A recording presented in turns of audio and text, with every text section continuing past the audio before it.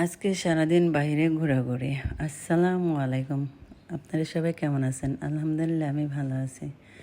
এই তো প্রথমে গেলাম বসুন্ধরা সিটিতে। এখানে যাওয়ার পরে এই তো একটু ঘোরাঘুরি করলাম।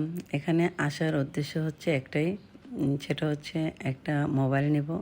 আমার খুব কাছের, খুব আপনজনের একটা মোবাইল, তো যার উদ্দেশ্যে যাওয়া। তো এই তো মোবাইল কিনতে চলে গেলাম।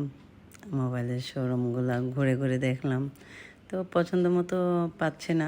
লাস্টে যাই হোক একটা পছন্দ হলো, তো ওটাই নিলাম। কেমন হলো এটা? এই মোবাইলটা নিয়েছি।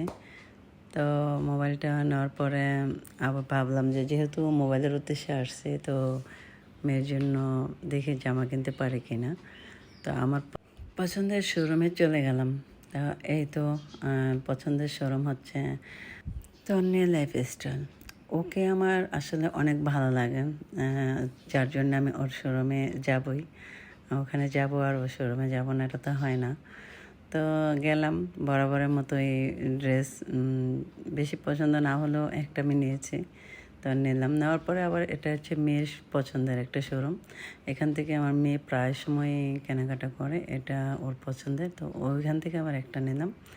তো নেওয়ার পরে বাসায় চলে আসবো। তো যেহেতু ওখানে লাঞ্চের টাইম ছিল, তো আমরা আমাদের খাওয়া দাওয়া শেষ, কিন্তু আমরা বাইরে গেছি কিন্তু দুটো উদ্দেশ্যে। এক হচ্ছে মোবাইল কিনবো, আর একটা হচ্ছে একটা ফ্রিজ নেব।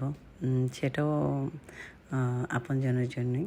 তো এটা কিন্তু আমার জন্য না, আমার ফ্রিজ অলরেডি আছে। তো এই ফ্রিজটা আমাদের খুবই পছন্দের তালিকায় ছিল।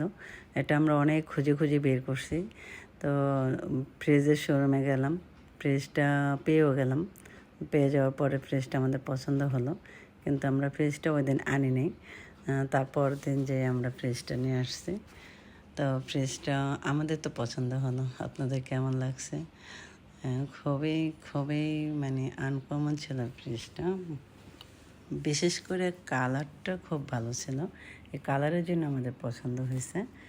তো ফ্রিজ কেনা শেষ করে আমরা আবার মানে আয়রনের দিকে চোখ গেল, তো দুজনে দুইটা আয়রন নিলাম।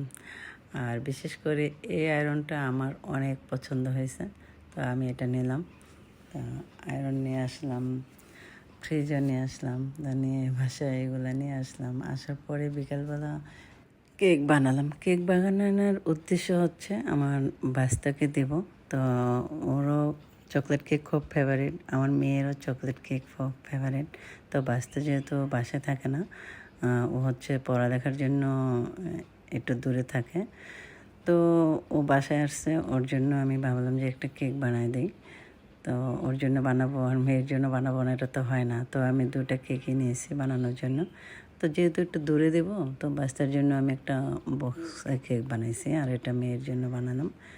তো এই তো আমার কেকটা এটা বানানো শেষ। কেমন হলো বলবেন? যেরকম আমি পারি ওরকমই বানালাম।